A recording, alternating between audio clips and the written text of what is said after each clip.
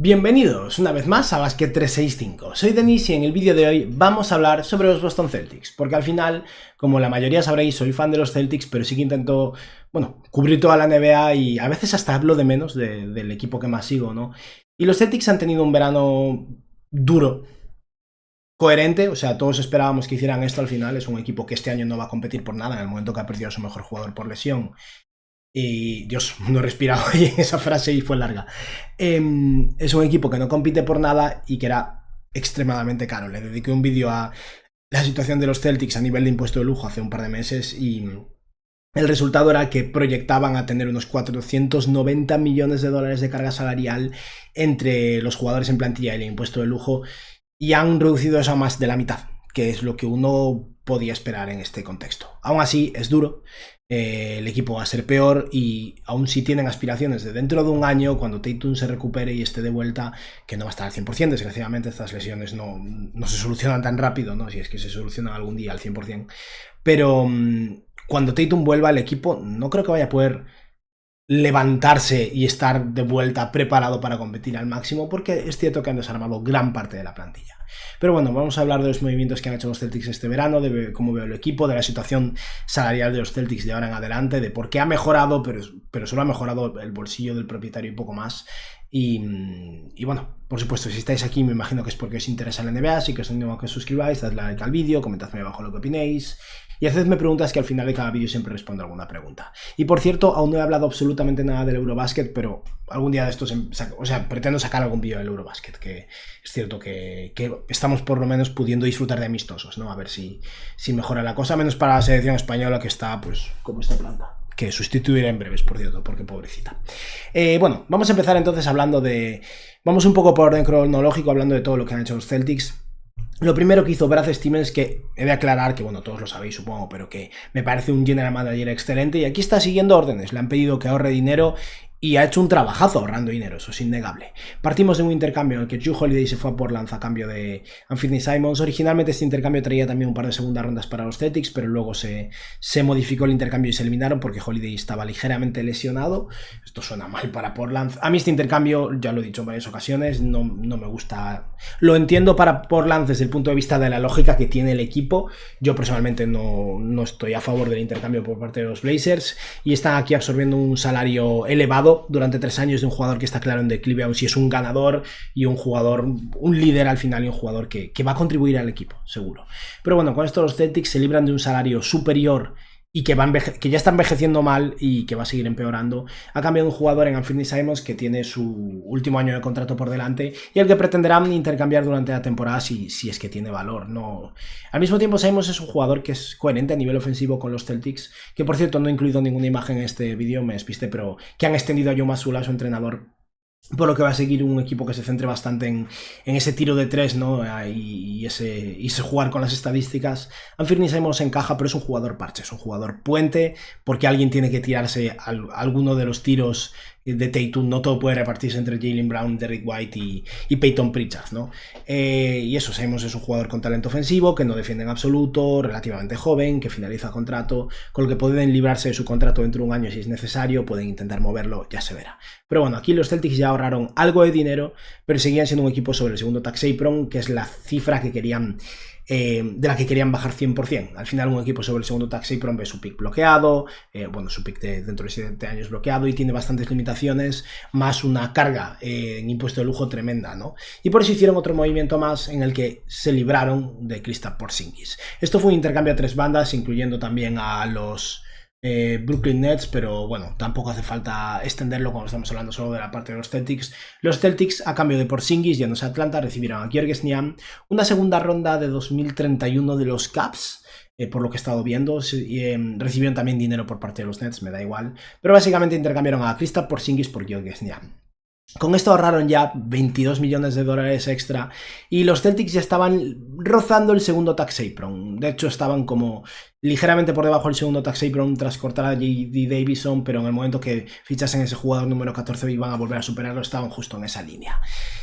Luego hablaremos del movimiento de Niang, que ya no está en el equipo tampoco, pero es cierto que era un jugador que en la posición de ala pivot para este año sin Tatum me parecía alguien útil para los Celtics, pero lo económico pesó más, ¿no? Pero bueno, tras eso llegamos al draft donde tenían el pick 28, su propia elección, y con eso seleccionaron a Hugo González. A ver qué tal. Hugo es un jugador proyecto, de hecho si este año intentan el objetivo al final del año, en función de cómo vayan las cosas con Jaylen Brown, Derek White y compañía, si quieren tanquear minutos a Hugo González, seguramente sea algo que le den en abundancia, porque Hugo es un chaval joven, muy atlético, que trabaja en defensa, que puede llegar a ser bueno, pero que está muy muy lejos a nivel ofensivo y que necesita muchísimo desarrollo.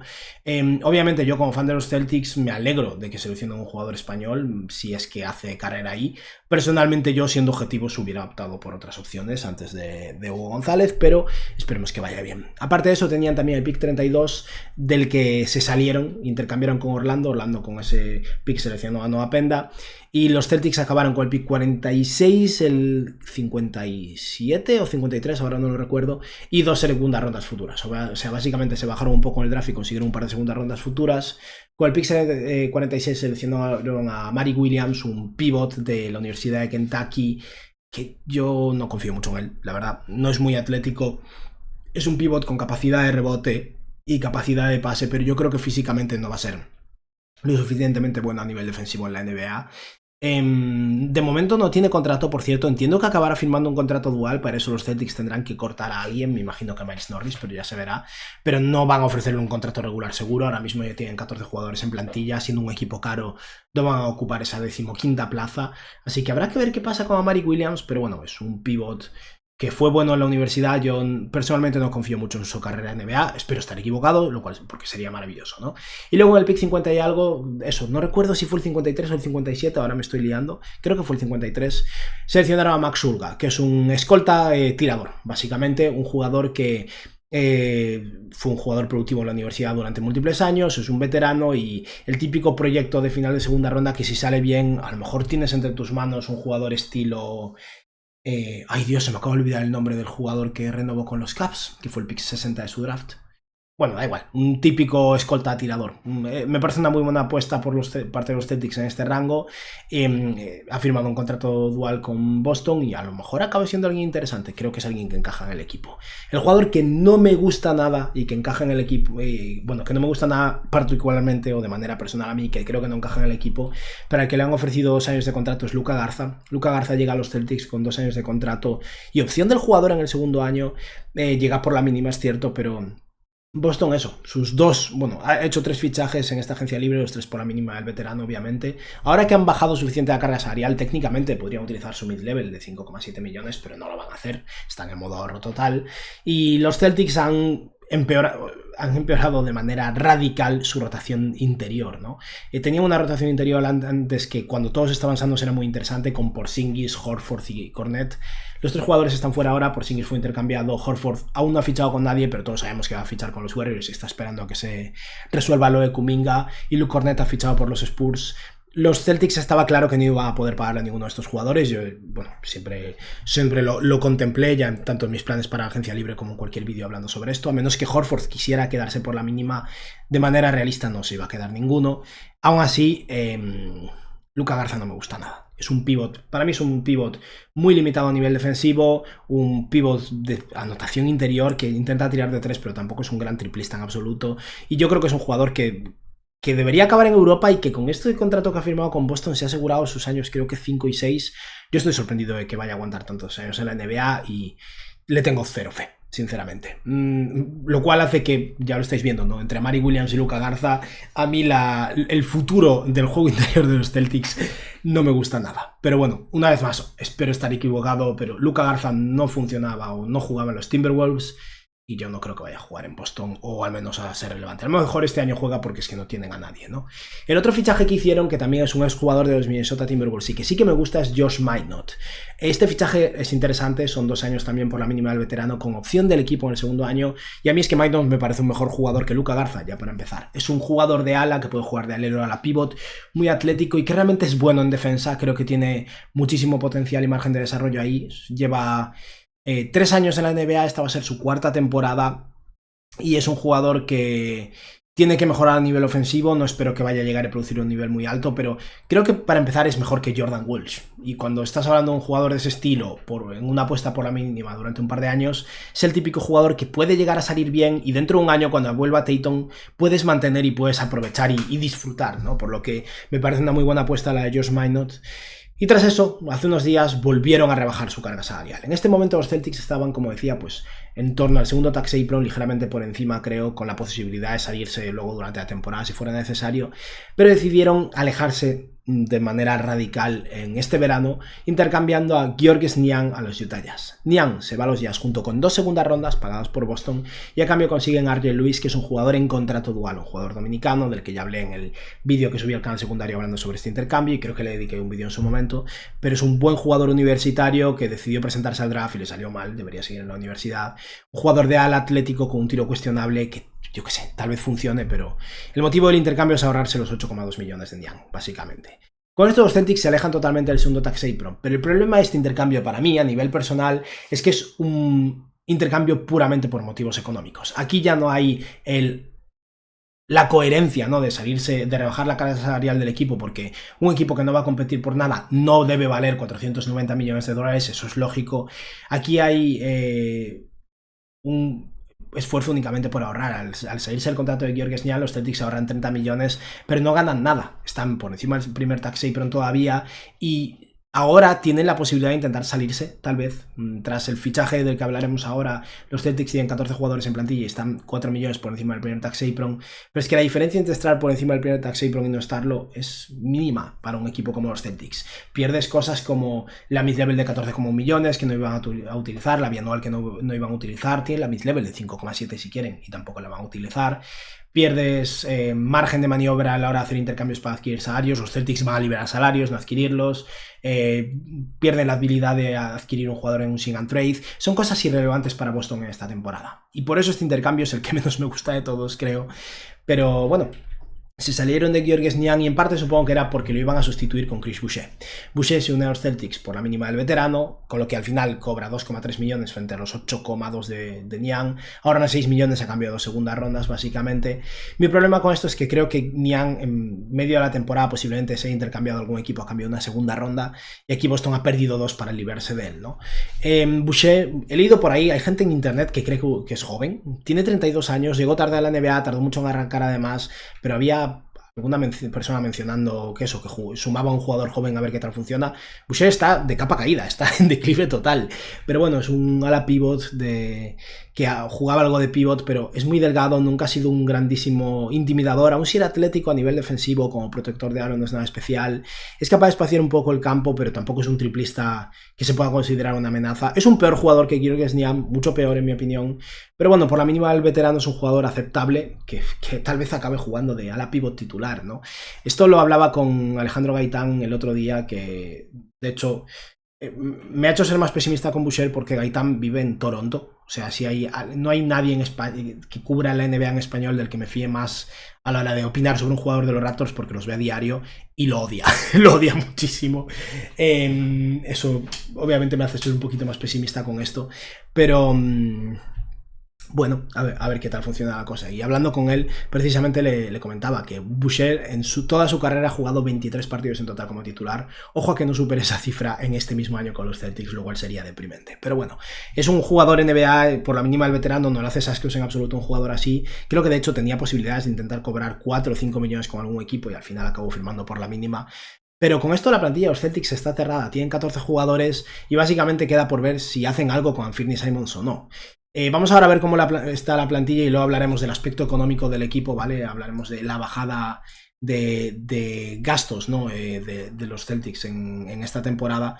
Pero la plantilla de los Boston Celtics ahora mismo está compuesta por básicamente estos jugadores. Anthony Simons, está la duda de si Peyton Pritchard o Simons serán titulares. Yo creo que Simons será el titular, sobre todo porque además querrán hacer todo lo posible por inflar su valor. Y además es agente libre. Este verano yo creo que si lo pones en el banquillo vas a levantar fricciones, puede ser problemático, querrá ganarse su dinero. Así que bueno, Anthony Simons, Derek White, Jaylen Brown. He puesto aquí a Sam Hauser, puede que acabe siendo Chris Boucher, puede que acabe siendo Josh Minot, ojalá, estaría muy bien. tal vez Baylor Sharman, pero bueno, he puesto aquí a Sam Hauser. Y el pívot titular de los Boston Celtics en 2025 tiene pinta de que va a ser Neemias Queta. Y luego en la segunda unidad, Peyton Pritchard, sexto hombre del año la temporada pasada, un jugador que ha pegado un salto tremendo y que va a tener mucha responsabilidad en los Celtics este año. Baylor Sharman, su pick de primera ronda del año pasado, un jugador que a mí me gusta mucho y que quiero confiar en que pegue un salto esta temporada. Josh Minot, Chris Boucher, Luka Garza, que bueno, lo he puesto como pívot suplente porque Tillman tampoco es que sea una gran alternativa. Hubo un momento en el que Tillman hace 3 años me gustaba, ha desaparecido completamente. Hubo un momento en que era un pívot útil a nivel defensivo, relativamente móvil, con muy buenos instintos, y eso ha desaparecido. No sé si volverá a aparecer, me gustaría mucho, todo con tal de no ver a Garza en el campo, la verdad. Luego está Jordan Walls, en el que a estas alturas ya no confío mucho, va a empezar su tercera temporada en la NBA, es un jugador de ala atlético muy limitado en ataque, pero supongo que verá más oportunidades que nunca este año y este será un poco el año decisivo, ¿no?, para su futuro con los Celtics. Hugo González, del que no espero mucho en su primer año, pero seguramente vea más minutos de los que esperamos, sobre todo porque Jaylen Brown en algún momento se va a perder 15 partidos por algún problema en la rodilla y ahí va a tocar ver qué hacen Josh Minot, Hugo González, Jordan Walls, Baylor Sharman, a ver qué pasa ahí. Luego Tatum, que obviamente está lesionado y no va a jugar esta temporada. Si jugase sería muy al final de año y me parece muy optimista, y yo casi espero que no, por favor, que se recupere al 100% y no fuerce. Y por último Tillman, que como decía, quién sabe, a lo mejor este año espabila un poco y puede aportar un poco más que Garza, tal vez incluso que Keita, pero bueno, este es un equipo deprimente. No deprimente como el peor equipo de la NBA, ni mucho menos. Deprimente para cualquier persona que esté acostumbrada a unos Celtics que llevan años como aspirantes al título, que han ganado un anillo, han estado otra vez en finales de la NBA, han estado muchos años en finales de conferencia. Este es un año de impasse en el que controlan su propio pick y no van a tanquear por el pick 2 del draft o 1 del draft o 3. Es muy poco probable. Pero no es imposible que este equipo acabe en el play-in, acabe perdiendo, acabe teniendo el pick 11, no tenga la suerte que tuvieron San Antonio o Dallas escalando, sería poco probable, aunque nunca se sabe en el draft. Pero este es un equipo de en medio de la tabla, que va a estar peleando con los Toronto Raptors y compañía. Y es cierto que tal vez ahí estoy infravalorando a Jaylen Brown, que este año como número 1 seguramente tenga su mejor temporada. No creo que a nivel de eficiencia, pero sí a nivel de números brutos. Habrá que ver cuánto es capaz de aportar Derrick White, pero la falta de talento que tienen estos Celtics es dura y habrá que ver qué hacen eso. Anthony Simons, Brown y Derrick White como Big 3 de los Celtics en 2025-26. No sé, este equipo tal vez acabe quinto o sexto en el este, nada es imposible y por suerte está en una conferencia más floja, pero no han ni empezado el año y en el fondo quiero que tanquen, lo cual es duro y no está bien. Y siguen teniendo un jugador en el NBA y un muy buen defensor en Derrick White, pero no sé, la cosa es bastante deprimente, la verdad. Y nada, vamos a hablar del aspecto económico, que no lo he comentado. Simplemente, en mis cálculos originales hace unos meses los Celtics proyectaban a tener unos 491 millones de dólares de gasto de equipo entre plantilla e impuesto de lujo. Con todos los movimientos que han hecho, han rebajado la carga salarial del equipo con 14 jugadores justo 200 millones de dólares. Eso nos pone 4 millones por encima del primer tax apron. Y con esto pagan unos 37,9 millones de dólares en impuesto de lujo, así que en total han pasado de 491 millones a 238 millones de dólares entre salario e impuestos. Es un ahorro de 253 millones. Lo han hecho por esto. Y obviamente estamos hablando de muchísimo dinero. Pero si quitásemos de la ecuación o sea, si nos olvidásemos del intercambio de Boucher por Niang y nos quedásemos en el término anterior, estarían pagando 262 millones, 263 millones. Al final es cierto que por gastar 2 segundas rondas y bajar y intercambiar a Georges Niang por Chris Boucher, que insisto, creo que Niang es un mejor jugador, están ahorrándose 30 millones. Lo entiendo. Pero llegado a este punto, cuando ya el motivo es únicamente económico, es más duro. Y además hay otro factor, que es los Celtics quieren salirse del impuesto de lujo del todo. Es posible, tendrían que rebajar una carga considerable, es complicado, pero espero que no quieran, porque no hay ningún motivo para hacerlo. El repeater tax sería el principal motivo, y el repeater tax implica que un equipo tiene que o aplica a un equipo siempre que en los últimos 4 años haya estado 3 años en el impuesto de lujo. Si se salen los Celtics han estado los 3 años anteriores en el impuesto de lujo, o sea que si se salen este año, el año que viene siguen el repeater tax, a menos que sigan bajo el impuesto de lujo la próxima temporada. Y si su intención es no pagar el impuesto de lujo ni este año ni el siguiente, que vendan a todo el mundo. O sea, sería una vergüenza, pero ya podrían poner en venta a Derrick White, a Jaylen Brown y a todo el mundo, porque si no vas a pagar el impuesto de lujo la próxima temporada tampoco, este equipo se va a la mierda, porque es un equipo caro, es la realidad. Así que esperemos que ese no sea el caso, pero estoy un poco preocupado con el actual propietario de los Celtics, que es un tío que ha comprado el equipo con mucha ilusión y lo que quieras, pero que ha llegado justito y que no va tan sobrado como otros, la verdad. Y nada, vamos a acabar, como siempre, dándole las gracias a esos miembros del canal. Muchísimas gracias a todos por vuestro apoyo, se agradece muchísimo. Y voy a responder una pregunta y ya acabamos. Y hay un par de preguntas consecutivas preguntando sobre tema de jugadores no drafteados, así que voy a responderlas. Una es de el de Darko, que lo que dice es: me lanzo hoy yo con una pregunta, ¿existe algún límite contractual al firmar a un jugador no drafteado? Por ejemplo, lo que hicieron los Raptors con Calderón, traerse una estrella europea y pagarle más que a una primera ronda. Lo digo porque jugadores como Austin Reeves rechazaron salir en segunda ronda para elegir destino y salario. Y luego también Christopher Rojas Martínez pregunta: Denis, una pregunta que siempre he tenido es ¿cómo se manejan los contratos de un no drafteado al principio? Es decir, si se firma un two-way, luego ese mismo año puede firmar un mínimo o más. Adicionalmente, esto quiere decir que un drafted en caso de ser buenísimo podría ganar el segundo año un máximo, con lo que podría ganar más dinero en su carrera que un jugador drafteado, o existe cierta limitación. De esto ya hice algún vídeo, pero por explicaros un poco la situación. Un jugador no drafteado puede firmar con cualquier equipo y puede firmar por cualquier cifra. Técnicamente, no va a pasar nunca, ¿no? Pero técnicamente un jugador podría ser no drafteado y firmar por un máximo del 25% del límite salarial si un equipo tiene el margen salarial y se lo quiere dar. No va a pasar, pero por poder podría ocurrir. Al final lo que ocurre también es que hay unas excepciones para jugadores seleccionados en la segunda ronda, que también aplica a jugadores no drafteados, si no me equivoco, ahora estoy hablando, que permiten básicamente ofrecer hasta 4 años de contrato. No, solo es para picks de segunda ronda. Que permite ofrecer hasta 4 años por la mínima. Pero bueno, normalmente un jugador no drafteado, el motivo por el que se cae no drafteado es o bien porque de verdad nadie lo seleccionó en el draft, o bien porque quería libertad para intentar negociar y su agente presionó para que saliera no drafteado. Eso pasó con Austin Reeves, por ejemplo, y ha pasado muchas otras veces. Reeves básicamente quería asegurarse un contrato y no tener que firmar un contrato dual. Con el poder de negociación que tenía de poder firmar con cualquiera de los 30 equipos, encontró un equipo que eran los Lakers, que estaba dispuesto a ofrecerle un contrato garantizado en vez de un contrato dual, y por ahí fueron los tiros. Pero básicamente no hay una limitación ni un máximo. Lo que sí que es cierto es que normalmente un jugador así no es tan relevante para un equipo y lo que le ofrecen es el mínimo, no le van a ofrecer más porque tienen otras prioridades y es un jugador no probado. Pero es cierto que a veces esos jugadores, como es el caso de Reeves, por ejemplo, o fue el caso de Max Christie también, como firman un contrato a veces, si es por la mínima de 2 años en vez de 3 o 4, pueden salir a la agencia libre antes, elevar su salario antes y eso puede aumentar sus ganancias totales a lo largo de su carrera. Que obviamente ser un pick de primera ronda, sobre todo la primera mitad de la primera ronda, muchas veces te garantiza mucho más dinero, pero sí que hay un punto ahí en el que es posible que un jugador no seleccionado en el draft gane más dinero. Y por los contratos dual, que también los contratos duales que los preguntaba Christopher, al final un contrato dual es lo mismo que un contrato por la mínima a efectos prácticos, a efecto de derechos. Un jugador puede firmar un contrato dual y en cualquier momento el equipo puede convertir ese contrato dual en un contrato de la mínima, pero es un contrato por la mínima. Al final, para pagarle más podrían, pero ese equipo tendría que utilizar o margen salarial o una excepción o algo. Pasó con los Thunder el año pasado con AJ Mitchell. AJ Mitchell empezó un contrato dual y luego pasó a cobrar 3 millones. Esos 3 millones no los sacan de la nada, se los pagaron con parte de su mid-level que les había sobrado.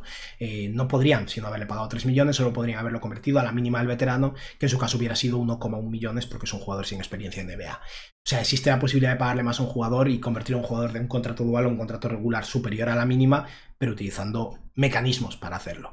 Y si no, un jugador en contrato dual, al igual que un jugador cobrando la mínima, al final de su primera temporada ha construido derechos non-birth y con eso un equipo le puede ofrecer hasta 4 años por un poco más de la mínima, etcétera, etcétera, que es lo que vimos con jugadores como... Este año pasó con... Ay Dios, se me acaba de ir el nombre. Justin Edwards, de los 76ers.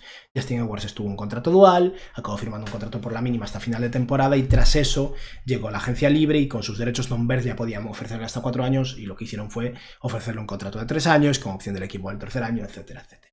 Pero vamos, que sí, que no hay ningún tipo de limitación con los contratos dual, con los contratos de jugadores no seleccionados en el draft, pero siendo realistas, al final firman por la mínima o contratos duales. Y nada, ya está, me he ido a los 24 minutos de vídeo. Muchas gracias a todos, espero que os haya gustado el vídeo y que tengáis un buen día. Adiós.